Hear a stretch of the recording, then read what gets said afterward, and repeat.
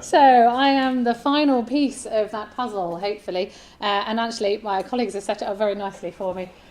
So yes, I am the one person talking today who's not part of the UNESCO Chair team, though at times it does feel as if I might as well just move offices. But yes, exactly, yes. But I'm curator of the Oriental Museum as my day job. But we have worked for a long time with UNESCO Chair, and it's been a really fruitful partnership on both sides. So hopefully most of you, if not all of you, were at the Oriental Museum yesterday evening for the very successful drinks party. So thank you very much for coming along. But just as a quick introductory slide, this is the Oriental Museum, built in 1960 by the university as its Museum of North African and Asian Art and Archaeology to support teaching and research in the university. We are also a public museum. Around about 33,000 people a year visit the museum, in addition to all the work that we do to support teaching and research. So it's a sort of a slightly interesting role as a museum curator, that we're doing all of the things you expect in museums, working with schools, working with our local communities here, but also working with teams like the UNESCO Chair. So how do we fit into that last part of the cycle? You will see some very familiar pictures as we go through. It's almost as if we like each other. So I want to give a few examples of the kind of thing that we have done to finish off in that cycle. Robin talked about the work, the fantastic work that the team did post the 2015 earthquake. And he did mention there the exhibition Resilience in the Rubble. This one actually went through a number of phases, and it's a really good example of the way that we've worked together. So initially, this was piloted as part of a workshop in Nepal over a 4-day period. And amazingly, 8,000 people came to see it over that 4-day period, and we were able to gather feedback from that.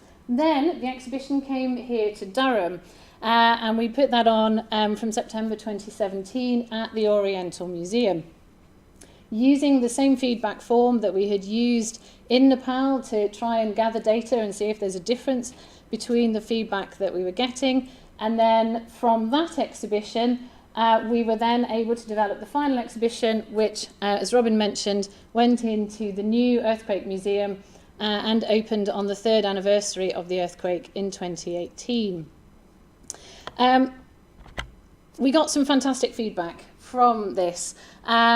And it's really interesting from our point of view to look at some of the differences as well as some of the similarities. So one of the things that came through is how many people weren't aware of the value and vulnerability of this heritage before visiting the exhibition. And of course, that's the fantastic thing that we can do.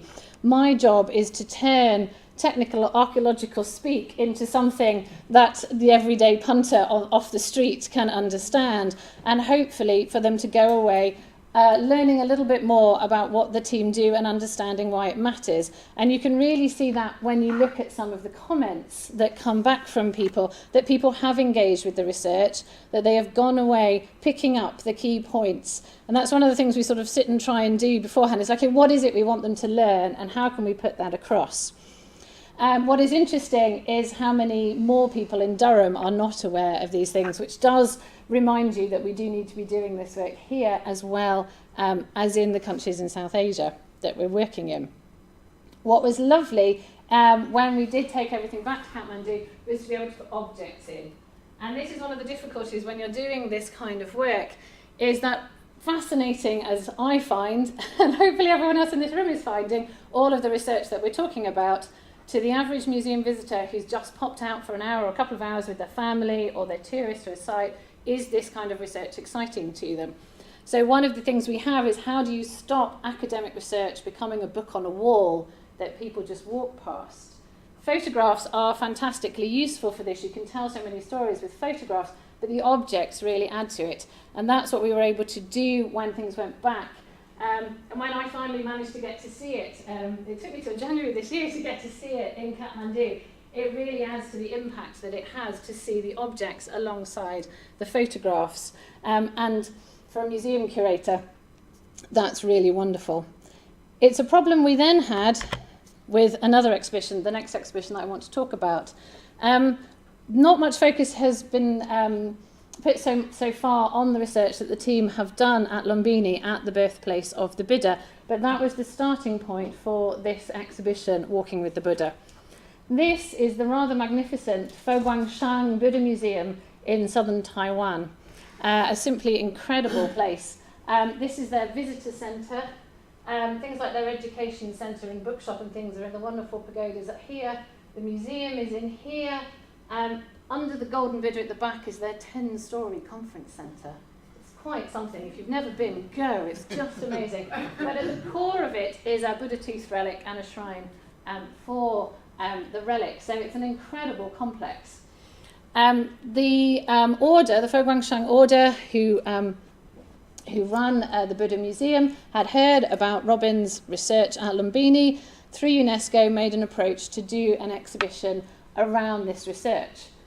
But the problem for us was that the government of Nepal were not going to allow us to take all of the wonderful things that had been found out of the country and to Taiwan. So how do you just fill a museum with the research without it becoming a little bit dull?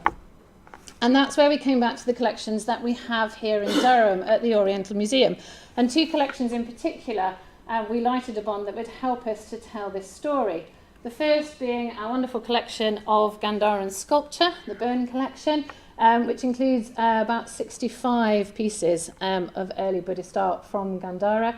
The other one being the Marshall collection, which if anyone wants to know more about, Professor Azim is now here researching, so pester him afterwards. But this is a wonderful collection of just under 5,000 photographs put together by Sir John Marshall, who was Director General of the Archaeological Survey of India, 1902 to 1928, I want to say. Sounds good. I'm looking around, yeah. Those kind of days. So you have these fantastic images. So this is Nalanda of excavations in progress, or sites before or during or after excavation. You can see the modern image there, and it's all annotated. So it's a huge treasure trove of information that we're really only just beginning to catalogue and understand. And these gave us our hook.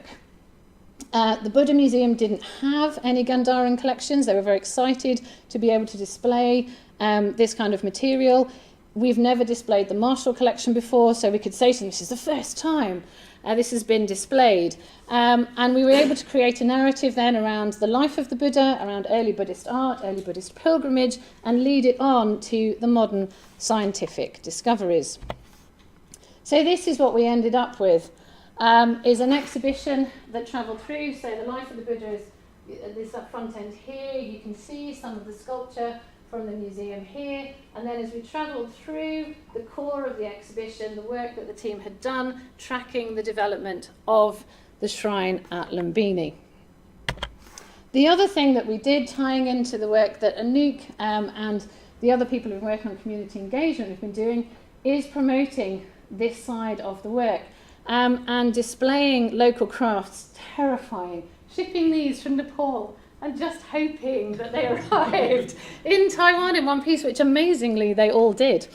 But building on that research that Anouk and the team had done, so what they had shown is that very few visitors had any awareness of the difference between locally produced crafts and mass-produced souvenirs, that people weren't really thinking about the connection between the site, the communities, and what they were buying.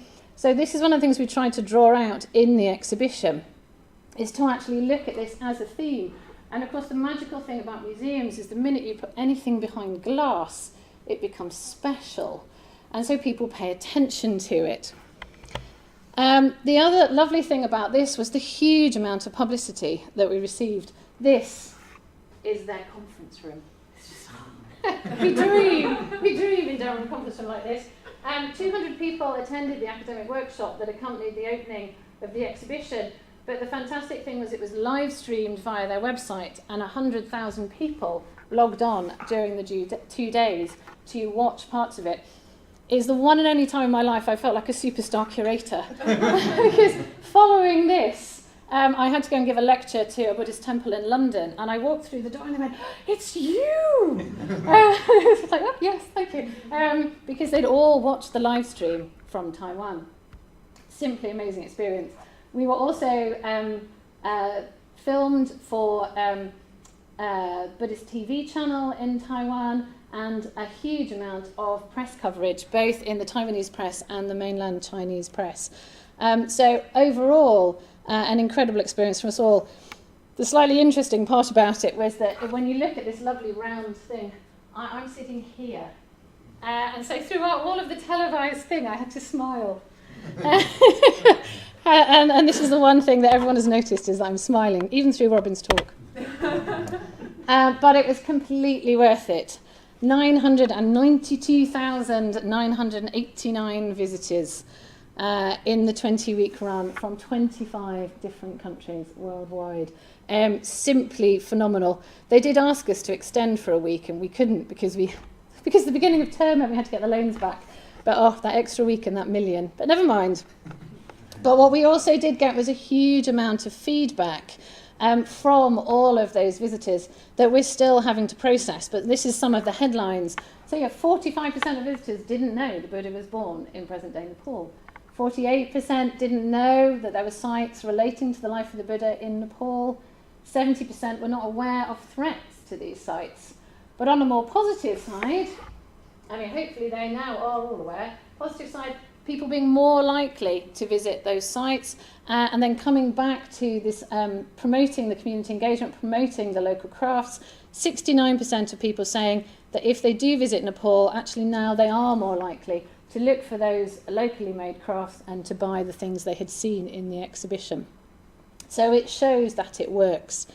We now have a master's student who is writing her dissertation on the huge amounts of feedback that we received to look at how we can take this exhibition forward. Potentially we can take this to another site on the Chinese mainland.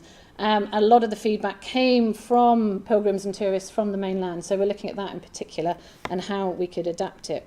So always, again, looking at this feedback evaluation and how we can take it forward. This is an example of some of the comments that we got, which shows you the huge range of comments, from the ones where people were interested in learning more about the life of the Buddha to the ones that really matter for us, where people are saying, actually, yes, now I understand why these sites need to be preserved. And from the point of me as the museum curator, it's the one in the middle saying, yes, actually having all those things together really helped to tell the story.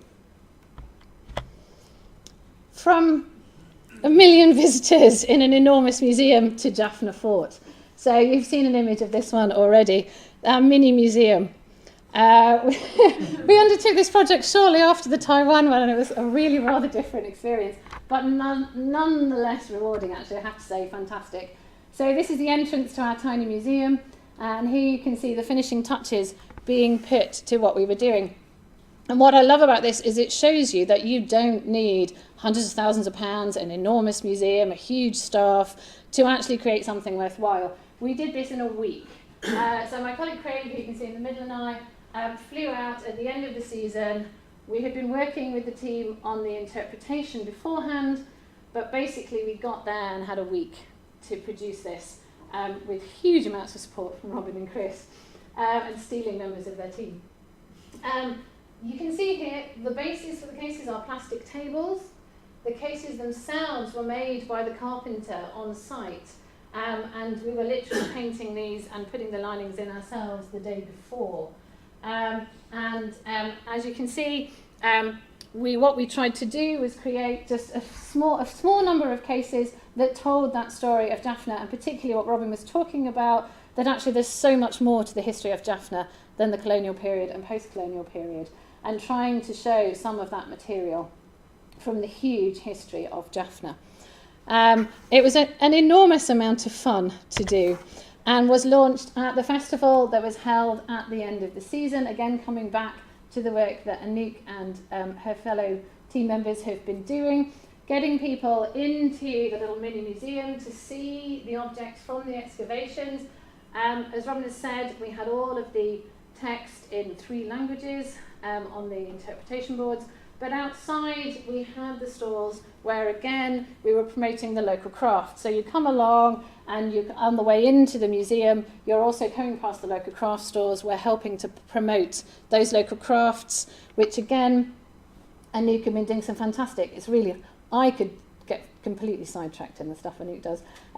Fascinating work around what people want to buy, what they're interested in. And with this one, what had really come through was the local pottery materials, and particularly they make some lovely jewellery.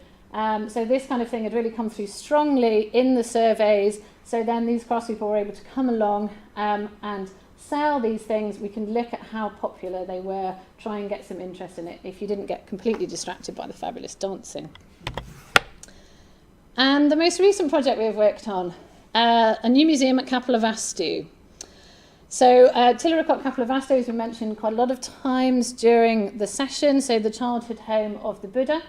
The Department of Archaeology of Nepal built this magnificent new museum close to the site. I have no doubt with support from lots of other people that Robin could list, but I can never remember all the funders, so forgive me for anyone. But when we arrived in January, this is how it looked, a series of big empty spaces. So this is the scoping workshop that we carried out with colleagues from Nepal and Bangladesh and India, bringing in, as the team have said, all of that advice and expertise and interest from people that we have worked with in the past to look at what we could do.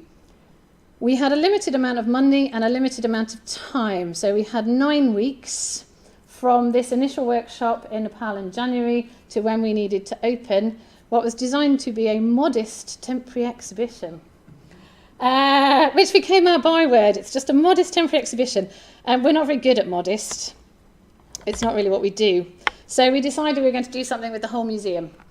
And the idea really is to show the potential. So the funding has been there to build the building, but what to put in it, how to use it. And this again is where this cycle of production, evaluation, and then improvement comes in.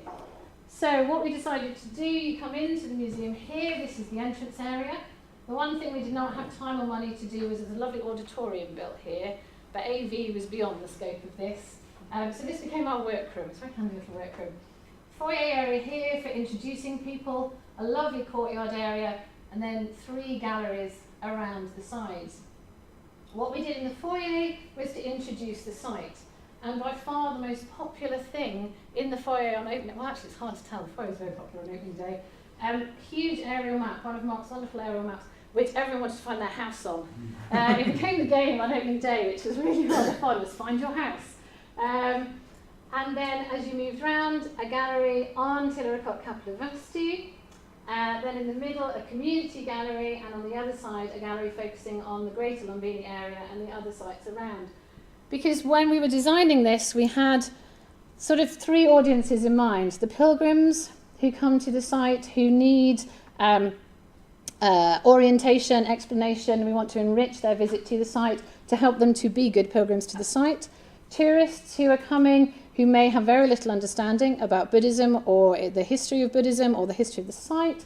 And then also the local community. We wanted this to be a space for the community as well, which is why the central gallery was so important. So this one actually opened with an exhibition of the children's art from last year's Heritage Festival. So we wanted to frame up all the winners and give them their own exhibition in the gallery. So you can see the Japanese ambassador to Nepal being shown around there. So that was our aim with this. All of it was done using local what's the word I'm searching for? Local materials, local craftsmen, as much as we possibly could. So our display cases were made by a chap in the local town who normally makes coffee tables.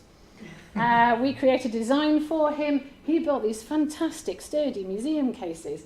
And we got 10 museum cases for less money than it will cost you to buy 1 case in this country. Brilliant, fantastic things. And you can see Robin's fabulous reconstruction of the ancient city palisade at the end there, which he did not make himself, but we did get this fantastic local team in who did a brilliant job of recreating the historic palisade. So as much as we can, we were doing everything local, again, making sure that the money we were spending, what we were doing, was going back into the local economy. And as you can probably tell from the picture of people crowding around the aerial map, the opening went really, really well, beyond any of my wildest dreams, I have to say. So this is the opening day, which again we coincided with this year's Heritage Festival. You can just about see my colleague Craig there, looking very white and bearded, surrounded by everyone else. This is him having just given up trying to do a tour for the VIPs because of the massive humanity that poured into the galleries and just made it so noisy and so full that the VIPs just couldn't hear anything he was saying. So he simply had to abandon the tour. And it was just fantastic. If you've worked on a project like this, and doing it in 9 weeks is damned hard work, I will not lie, to just see the local community flooding in and really engaging with it, really enjoying it, loving what they are seeing, just makes it all worthwhile. It really does make it special. Yeah, really, really worth doing.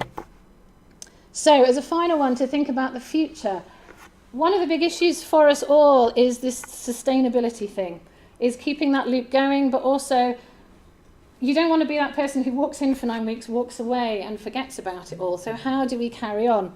So one of the things we want to do is keep working at Capital University to look at how the museum evolves and how things fare over the next couple of years. So the idea is to move back into that evaluation phase and looking at what's happening. How well do the cases stand up? How well do the graphics survive monsoon season?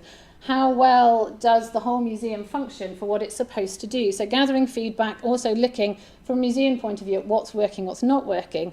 And then what we would like to do is revisit that, see what's worked, what hasn't worked, what can we improve, and then put that into play later on. The other thing that increasingly for me is really important, and I'm hoping we can work more with the team on this, is workshops and training, and it's been mentioned already before. So this is a workshop that I ran last year in Malaysia, actually working with a different team in the politics department here in Durham.